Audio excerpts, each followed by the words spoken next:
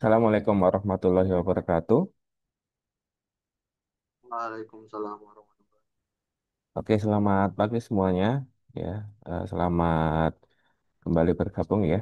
Setelah minggu lalu kita sempat cuti, ya kosong ya 1 minggu karena saya sedang ada apa namanya keperluan di Jawa ya, sehingga untuk hari ini kita melanjutkan materi yang seharusnya minggu ini kita sudah materi minggu ke-12, tapi yang akan kita sampaikan atau yang akan kita diskusikan pada kesempatan kali ini adalah materi minggu ke-11, yaitu berkaitan dengan block adjustment. Dan nantinya itu prakteknya juga berkaitan dengan materi block adjustment itu sendiri. Ada beberapa hal yang ingin saya sampaikan. Yang pertama adalah jam 9 sampai sore nanti itu saya ada kegiatan audit internal ya, atau review mutu internal di jurusan dan informatika, sehingga saya tidak bisa memastikan untuk praktek nanti itu bisa dilaksanakan secara sinkron atau tidak. Berhubung materi block adjustment itu adalah materi baru yang mungkin teman-teman akan eh, mendapatkannya hanya di mata kuliah Subjek Kadastral semester ini, sehingga tidak bisa dilaksanakan secara asinkron. Jadi opsinya bagaimana? Opsinya nanti setiap ketua kelasnya, baik kelas A atau kelas C, Farzan dan Melan, ada ya Farzan? Monitor Farzan? wabarakatuh. Ada, Pak. Oke, Melan ada? Ada, Pak. Oke, mohon nanti pada saat sesinya dimulai, sesi prakteknya dimulai, mengabarkan atau menginfokan ke saya. Ya, silakan ditanyakan, Pak, apakah jadwalnya luang atau tidak. Ya, kalau misalnya luang, auditnya selesai, saya adakan praktek, tapi kalau tidak selesai, opsinya ada dua. Kita geser di hari Kamis, ya. Nanti mungkin kelas A atau kelas C berdiskusi hari Kamis itu kira-kira kira jam berapa bisa diadakan kuliah prakteknya. Kalau tidak, opsi yang kedua adalah kita laksanakan di hari Jumat jam 5 sampai jam 17.50 diikut sesi prakteknya kelas malam. Jadi dua opsi itu. Nanti mohon Farzan dan Mailan yang pertama reminder saya pada saat sesi praktek. Yang kedua adalah kalau misalnya tidak bisa kita laksanakan prakteknya hari ini, kita coba opsi yang pertama kita geser di hari Kamis, kira-kira baik kelas A dan kelas itu luangnya jam berapa. Kalau masih tidak ada jadwal temunya, ya kita agendakan hari Jumat ya. Pokoknya minggu ini tetap harus ada praktek ya. Karena kita beberapa kali kosong ya di minggu ke berapa? Minggu 10 kemarin saya mengikut eh, diberikan amanah sebagai instruktur di BPS ya. Kemudian minggu selanjutnya saya cuti ya. Sehingga harapannya tidak ada yang kosong lagi ya. Beberapa waktu yang lalu pada saat saya menjadi instruktur di BPS, kita laksanakan perkuliahan prakteknya secara asinkron.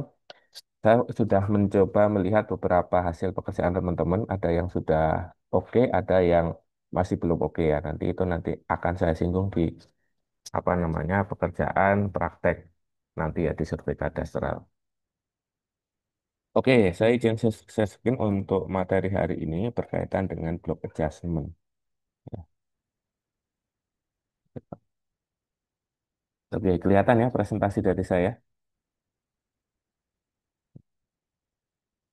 Halo, kelihatan ya? Kelihatan, Pak. Oke, materi block adjustment ini juga saya dapatkan pada saat saya mengikuti pelatihan PTSL terintegrasi tahun 2023 yang lalu ya, yang disusun oleh Pak M. Mascur ya, Ketua apa namanya Maski ya, Ketua Maski pada kala itu. Maski itu Masyarakat Ahli Survei Kadastral Indonesia. Oke, kita akan menelisik ya berkaitan dengan permasalahan dan latar belakang kenapa kita perlu mempelajari block adjustment. Oke, jadi yang pertama beberapa minggu di awal perkuliahan di mata kuliah Survei Kadastral saya sempat menjelaskan adanya perubahan mindset dalam pemetaan. Yang pertama berkaitan dengan orientasi hasil yang dulunya sebelum tahun 2022 itu fokus ke pengukuran bidang tanah itu adalah ke pengukurannya. Jadi orientasi pengukuran lama mengukur dengan menggunakan meteran, total station atau GPS metode RTK. Namun orientasi hasil ini berubah ke arah pemetaan, di mana orientasi pemetaan itu adalah dapat dilakukan dengan cepat, sederhana, dan mudah, di mana hasilnya juga baik. Mindset yang kedua, perubahan berkaitan dengan metode, ya yang dulunya sporadik menjadi sistematik, di mana untuk pengukuran sekarang harus sistematik atau minimal per blok. Pengukuran satu bidang wajib untuk membetulkan bidang-bidang sebelahnya, wajib satu blok ya. Jadi karena pada pada saat kita melakukan pengukuran bidang-bidang tanah, ya ketika pada setiap bidang tanah itu dilakukan pengukuran dengan berbagai macam metode yang berbeda. Misalnya bidang A diukur dengan menggunakan total station, bidang B diukur dengan menggunakan meteran, bidang C menggunakan RTK. Pasti ketika kita gabungkan akan mengakibatkan potensinya terjadi kesalahan topologi, adanya gap, overlap, dan sebagainya. Sehingga kita perlu melakukan pembetulan untuk pada setiap blok tersebut sehingga dari berbagai bidang yang diukur dengan berbagai metode yang dilakukan itu bisa diminimalisir kesalahannya ya. Dan pada perubahan mindset pemetaan ini ya, hasil ukuran lama mengikuti hasil ukuran baru ya. Jadi ketika kita melakukan pengukuran sistematik untuk pada blok tertentu, misalnya ada bidang C yang diukur dengan menggunakan RTK, maka bidang-bidang yang lain yang pengukuran lama, hasil pengukuran pita ukur atau total station itu mengikuti dengan pengukuran yang terbaru. Ya, sehingga ini akan meminimalisir kesalahan. Yang kedua adalah mengkonsistensikan hasil pemetaan. Kondisi saat ini itu bisa dilihat seperti pada gambar sebelah kiri, ya. Terjadinya gap dan overlap, ya. Jadi bidang tanah, misalnya kita asumsikan ini adalah bidang-bidang tanah yang mewakili perumahan, ya. Kalau di Batam kan lebih familiar dengan perumahan, ya. Kalau di luar Batam lebih banyak bidang-bidang tanah yang bentuknya tidak melulu bujur sangkar, tapi kalau di Batam kan banyak klaster, ya. Sehingga bidang-bidang tanahnya ini yang berjajaran. Nah, bisa saja hasil pengukuran bidang tanah itu berbeda, hasilnya itu yang seharusnya sama dan saling bertetanggaan, itu karena pengukurannya beda-beda, karena pada setiap pengukuran bidang tanahnya yang berbeda mengakibatkan kesalahan seperti ini, ya. Ini tidak mungkin ya bidang tanah itu overlap. Nah, tapi ketika kita petakan, ini ada overlap. Kemudian ada gap, padahal sebenarnya ini adalah satu dinding yang sama. Ya. Masalah pada peta pendaftaran di Indonesia adalah adanya poligon bidang tanah atau persil yang tidak terintegrasi titik-titik batasnya antar persil-persil yang bersebelahan. Hal ini disebabkan pengukuran yang berbeda secara teknologi, akurasi surveyor yang berbeda, dan tentu saja waktu akuisisinya. Perlu satu mekanisme untuk memperbaiki posisi dan orientasi dari setiap bidang persil, supaya persil bertetanggaan, batasnya dapat tepat atau terintegrasi dengan batas persil tetangga. Maka dari itu perlu dilakukannya proses block adjustment ya. Proses block adjustment adalah proses integrasi metode rata-rata titik sekawan. Ya, ini sumber dari Denny Suwardi tahun 2021. Ya. Jadi lebih lengkapnya teori dan pendekatan penyelesaiannya, teman-teman bisa membaca di laman ini ya. Kita coba. Semoga masih ada ya katanya ya. Block adjustment. Nah, ini ada materi berkaitan dengan block adjustment ya yang teman-teman bisa akses. Ini contohnya ada datanya, kemudian ini ada file PPT-nya gitu ya.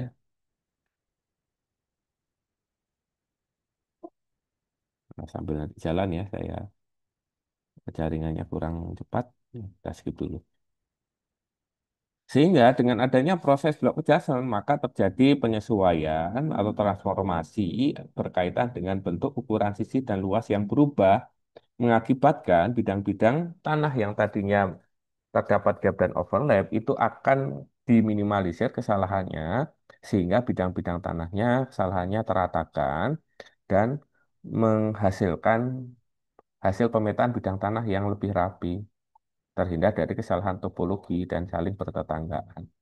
Jadi bisa dilihat ya dari metode akuisisi, teknik, waktu pengukuran yang berbeda, menghasilkan hasil peta bidang tanah yang berantakan seperti yang di sebelah kiri atas, kemudian kita lakukan block adjustment menjadi bentuk-bentuk bidang tanah yang relatif lebih bagus, yang tentu saja terhindar dari kesalahan gap dan overlap.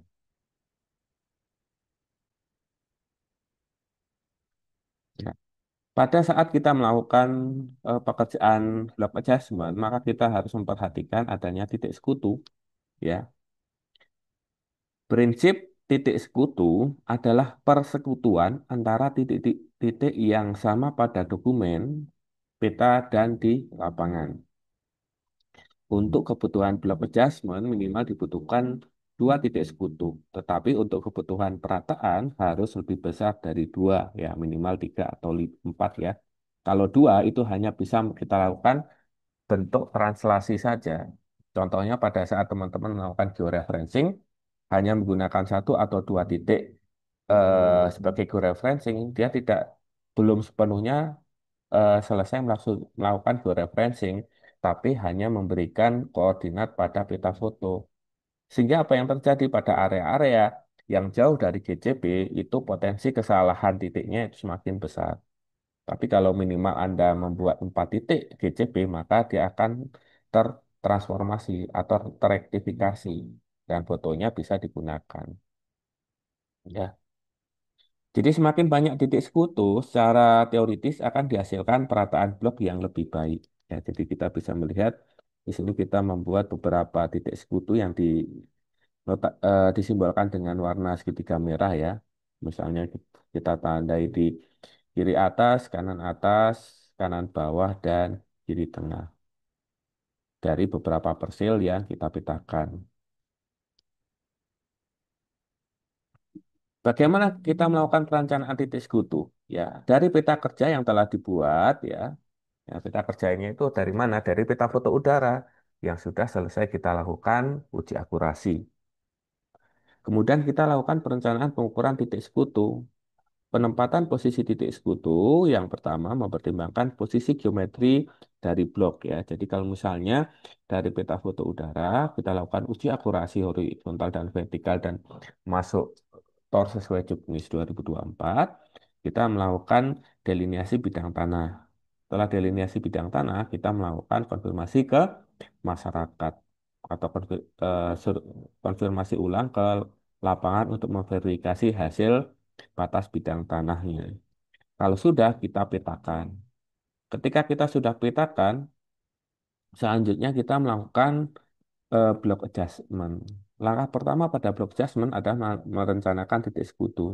Yang pertama, mempertimbangkan posisi geometri dari blok. Jadi ini misalnya ada beberapa bidang tanah pada sebuah blok, ya terdiri dari berapa? 1, 2, 3, 4, 5, 6, 7, 8, 9, 10, 11, 11 bidang tanah ya. Kita tempatkan beberapa titik sekutu itu sesuai dengan geometri yang baik, jadi menyebar ya. Jadi ada 4 titik sekutu yang relatif merata.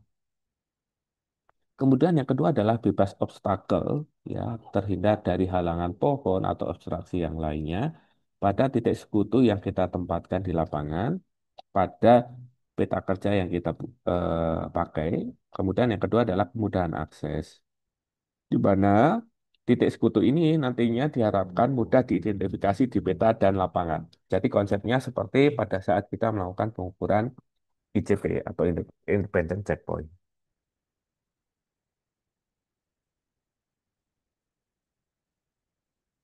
Ya, dalam pelaksanaan block adjustment, proses block adjustment itu bisa menggunakan software ya.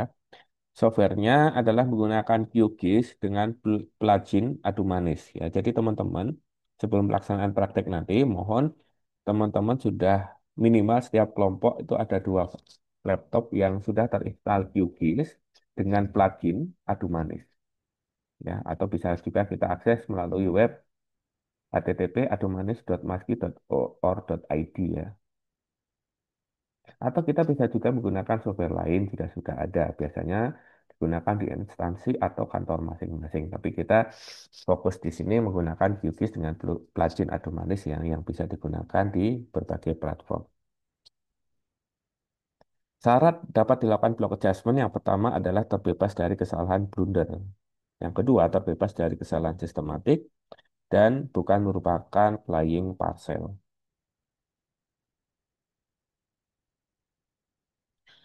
Plugin QGIS Adumanis. Aplikasi Adumanis adalah salah satu hasil kerjasama antara masyarakat ahli survei Kadasar Indonesia atau yang selanjutnya disingkat dengan MARSKI dan Fakultas Ilmu dan Teknologi Kebumian Institut Teknologi Bandung (FITB) ITB. Untuk gambaran secara detail, teori proses Adumanis ini dapat dilihat di eh, lamanya YouTube-nya Denny Su ya. Oh ini materi PPTX-nya sudah tidak tersedia ya. Ini materi singkatnya berkaitan dengan adu manis.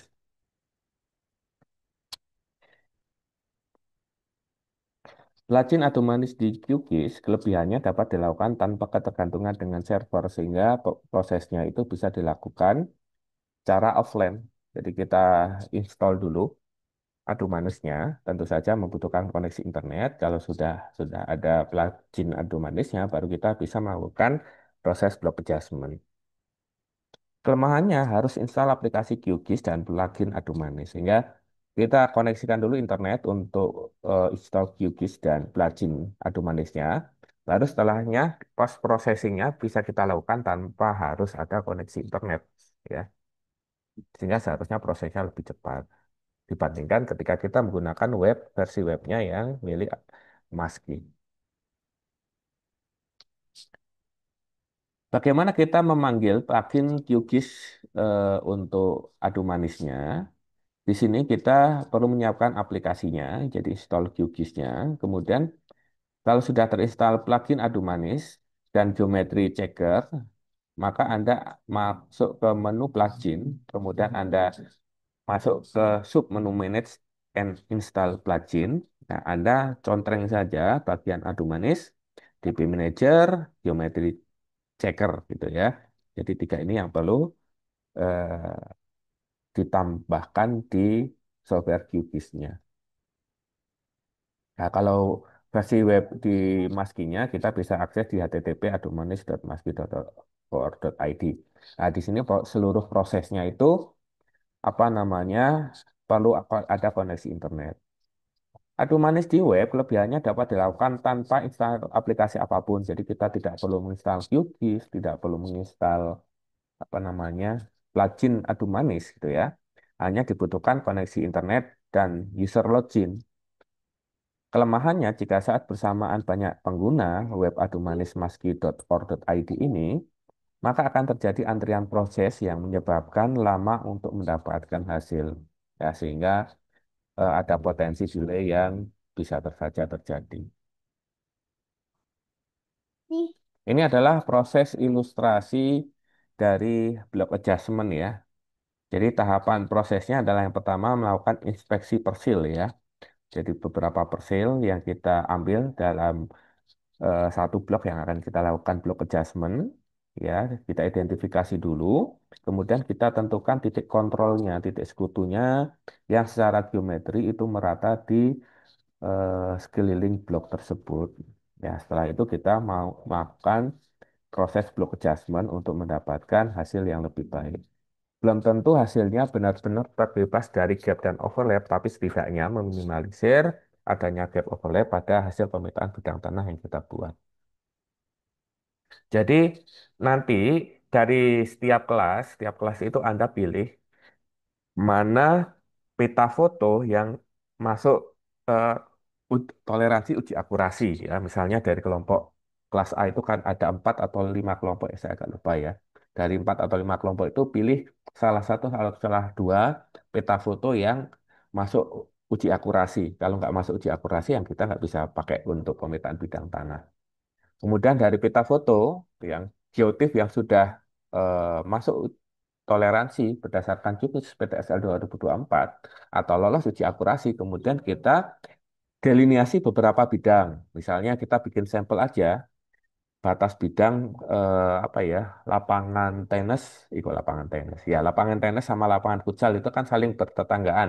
Kita delineasi aja kotak-kotak gitu ya. Kemudian Anda melakukan block adjustment. Bisa juga Anda melakukan delineasi misalnya gedung TF dengan apa gitu ya. Pokoknya Anda simulasinya membuat beberapa bidang tanah yang saling bertetanggaan.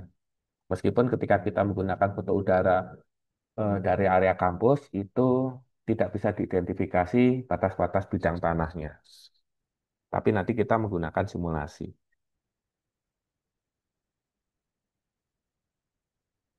Oke, langkah kerjanya, persiapan hanya satu kali saja ya.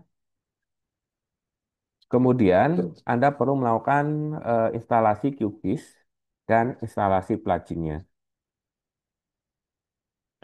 Ya, jadi untuk proses block adjustment, yang pertama Anda buka file SHP bidang-bidang tanah ya. Jadi nanti ini adalah materi yang di pelatihan Surlis ya. Jadi teman-teman itu membuat simulasi bidang-bidang tanah, misalnya eh, lapangan tenis dengan lapangan futsal ya, yang saling bertetanggaan ya. Kemudian Anda menghapus bidang tanah duplikat yang overlap 100% ya. Kalau tidak ada yang overlap ya kita ajukan saja untuk yang langkah kedua.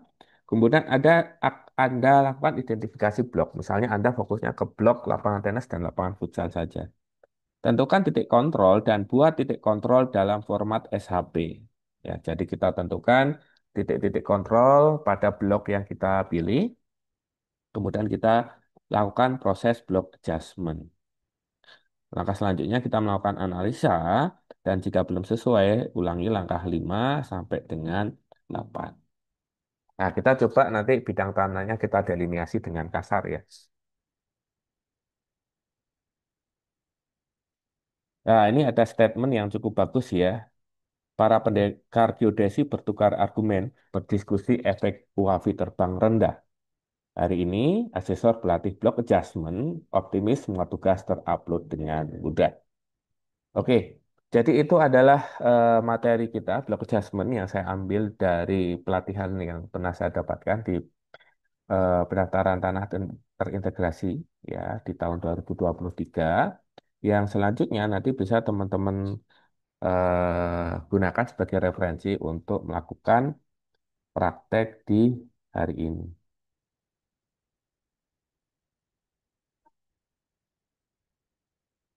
Oke, jadi saya izin untuk share screen. Rekan-rekan berkaitan dengan materi praktek nantinya ya. Di survei kadastral ini saya sudah memberikan dua modul ya, dua modul untuk melaksanakan block adjustment ya. Ada petunjuk tugas simulasi, block adjustment dan praktek block adjustment itu sendiri. Ya, ini menggunakan adu manis di QGIS.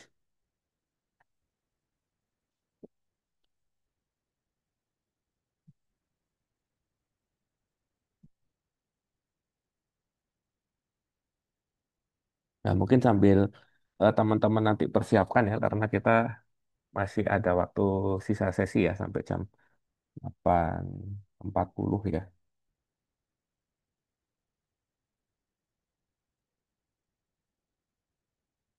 Kok lama ya?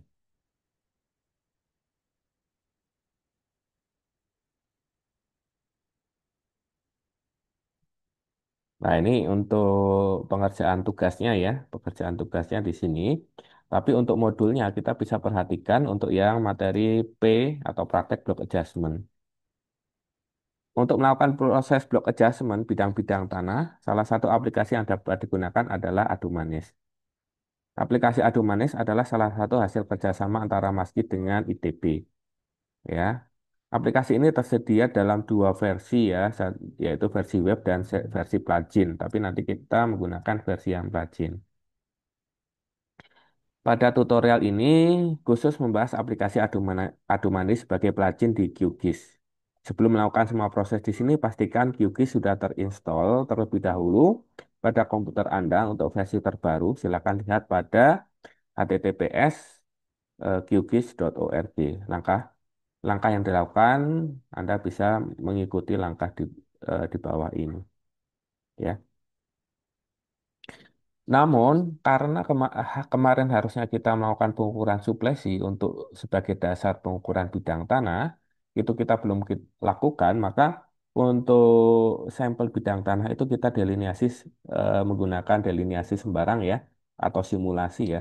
Kita buat aja beberapa bidang, minimal 2 bidang untuk membentuk sebuah blok. Kemudian nantinya akan kita lakukan apa namanya delineasi ya. Sorry, delineasi. Kemudian hasil delineasi kita lakukan block adjustment. Dan saya sediakan folder pengumpulan hasil block adjustment ya.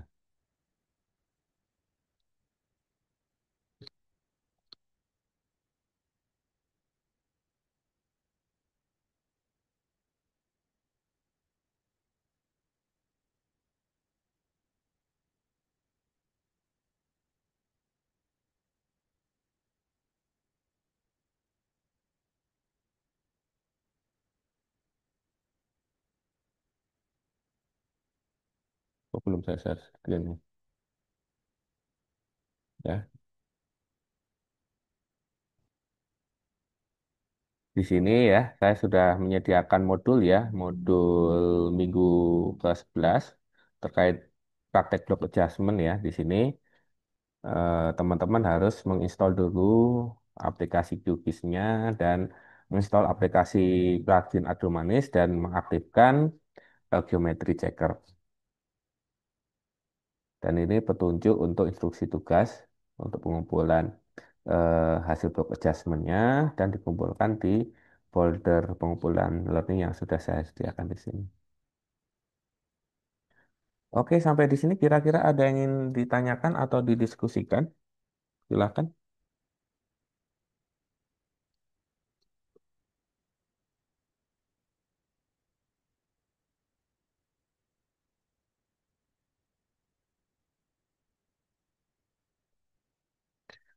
Oke, kalau tidak, mungkin saya tutup terlebih dahulu, ya.